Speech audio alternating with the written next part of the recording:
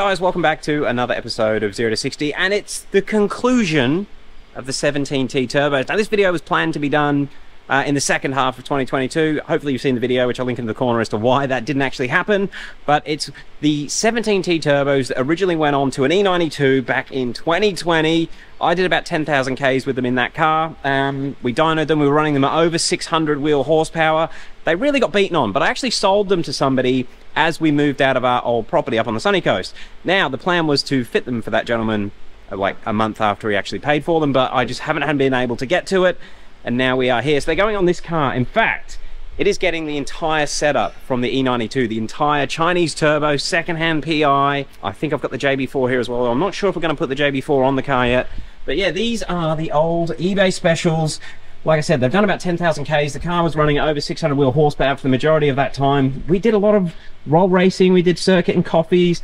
They really put the time in, and they've been pretty good. They don't really smoke. They don't smoke that I remember.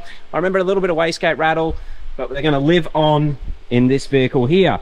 Now, there's something that I have learned since I've been working at Simply Tuning. The Chinese turbos, 17Ts, and I guess the pures and all the genuine ones as well, they will make a lot of power.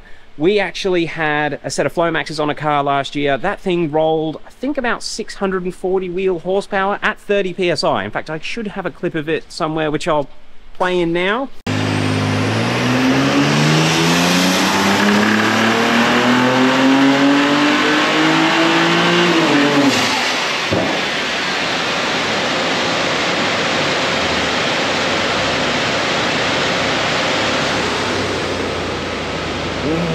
You see what it did?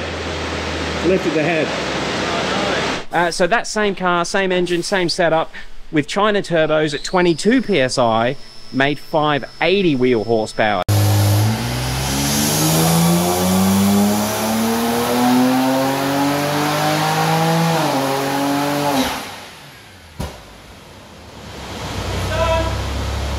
So it's quite obvious that the more you turn them up, you end up just creating a lot more heat, not as much power. So we added 7 PSI and we're only gaining like 60 wheel horsepower, which kind of makes me think that low 20 PSI is a sweet spot for hybrids on these M54s. Once you go past that, the efficiency is out the window. And when you look at the size of them, they're so small. There's no way this thing is going to handle the heat and the exhaust flow that you need to at those sort of power levels.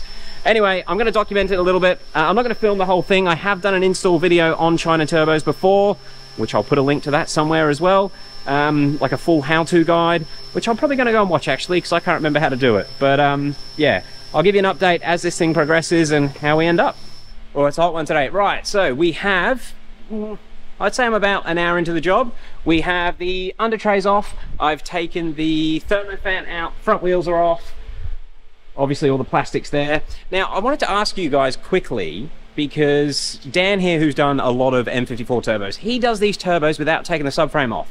I want to get your opinion. What's the fastest way to do M54 turbos? Subframe down, leave the subframe in, take the whole engine out. Let me know your thoughts below, because I'm kind of the thinking that it's faster to do it with the subframe. Pull the subframe down. All right, so I also need to introduce you to Nate. He's helping. Say hi to the internet, Nate. Hello. So yeah, he's been helping me and making it a bit faster for me. Actually, Nate, I need a 16mm impact on the rattle gun. Yep. Thank you.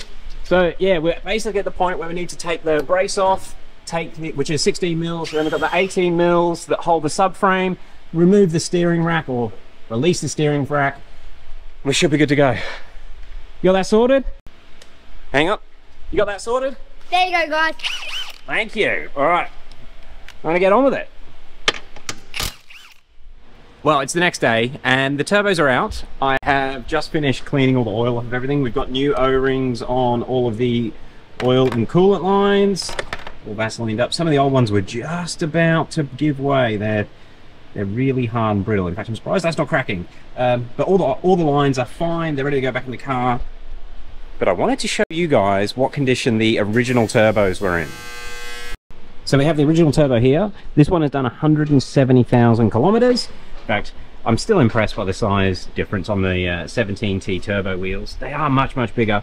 These ones have done about 10 or 15,000 kilometers. I can't remember exactly. But yeah, the wastegate actuator play, which is, I remember these problems when I first got my M54. That's how much play we have in the factory one at 170,000. And this is the relatively low kilometre 17T. It's definitely much tighter. It's got the same flapper wheel design where there's a fair bit of play in the flapper. Yeah, something I thought you guys might find interesting. It's been a while since I've been concerned about wastegate rattle, and it's fair to say that the factory turbos are definitely in worse condition than the used 17Ts that are going on. It's a warm day today, I gotta get on with it. I'll give you an update soon. Alright guys, so the car is done, and I'm here with Dylan. Are you excited? Yes, definitely keen to take this for a run.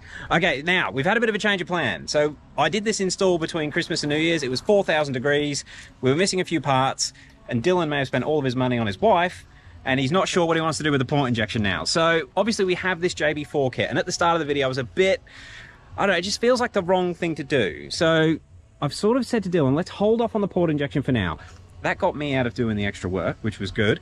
But also, we're going to see which way you guys want to go with, or what ways you guys recommend Dylan should go with controlling the port injection. We've got all the hardware for the port injection kit, the expensive stuff, the injectors, the rail, the fuel lines. We've got the flex sensors, and we've got the JB4 controller. But you're still going to pay for a tune. So it's still going to cost a few, you're probably going to spend the best part of a couple of grand. By the time you pay for the tune, get all the licensing for MHD to do this, it's a bit of an investment. So should you use a more modern controller? I don't know. I think you should. I think you should switch to a reflex or at least an AIC, rely on MHD Plus and not worry about the JB4. But let's get your opinions, and Dylan's going to be reading these comments. I'm also trying to twist his arm to run V5 MHD with these hybrids. Let me know if you want to see what this car does on V5 E40, because I believe it should ignore the overboosting and actually let these hybrids sing. But to run this video, to finish this video, let's take it for a drive, see if you notice any difference. Now this is still on just MHD Stage 2 Plus, 98 pump fuel, which is like American 93. It is just the second-hand hybrid twins on the car, same tune. We have now got, you can't even really see them, but we've got the 2-inch inlets and the high float outlets. Everything else is the same. Let's go and see if you feel any difference. Okay, so I was just explaining to Dylan, because this is just the MHD Stage 2 Plus, just cruise through here. I'll tell you where, give it some stick. Because this is the MHD Stage 2 Plus, it's obviously all set up for standard turbos. Now, when I've got Ken tuning my car and he's done his custom tune, he can get these turbos to spool a bit easier. I don't know if he does it with different timing targets or if it's the Vanos. I don't know how he does it, but he makes them spool a bit faster. These will feel a little bit more lazy than your stock ones, but yeah, I think in a minute, in fact, if it's clear, you'll be able to give it some stick and see what you think. Oh, traction. Wow, it's pretty rapid. So, I don't know if you saw, that was all traction control.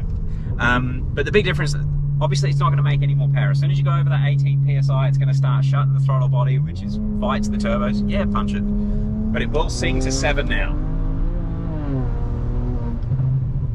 Wow, that's good. Responsive. Does it feel different though? Yeah, it feels a little bit more rapid for sure. It does. I'll try and get us on the straight. I'm very desensitized because the last 17T car I drove was nearly 600 horsepower. Just go straight in the left lane through these ones. Yeah, I don't think... Should I go manual? However you normally drive it. Like, I don't think you're going to feel much of an improvement in the mid-range. Yeah. But it's that top end, over 6,000 RPM. Yeah. These will still be making power. Yeah, give it a hit. Straighten up around here. Yeah. Yeah, you can hear that way more. That'll do. Yeah, it's good. That's nearly the speed limit. So, yeah, it's still going to be limiting it to like 18 PSI. As soon as you go over 18 pounds of boost, it's going to start closing the throttle body. Yeah. So you're not really getting much of the hybrid benefit yet, but it's that up over 20 PSI.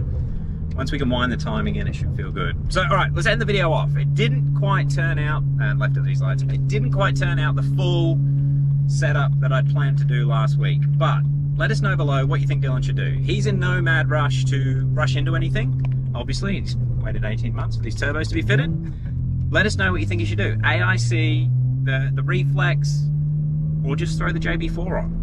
I think you need to go something a bit newer than the JB4 and make use of the MHD Plus features, because when you bought this, MHD Plus wasn't out, so now you've got map switching on the stock DME. You've got all those little things that you can make use of, and I think it'd be silly to spend the money to set up a JB4 in 2023. But let us know your thoughts below.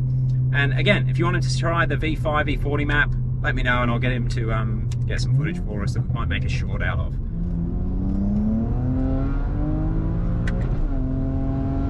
Yeah. Does it feel a little bit quicker? Sick. Yeah, it's just the way it's going to hold the power all the way to redline now, which is, the stock turbos won't do. It's holding it all the way through. All right, guys, end it off. Thank you, Dylan. Say goodbye to the internet. Goodbye. And we'll see you guys on the next one.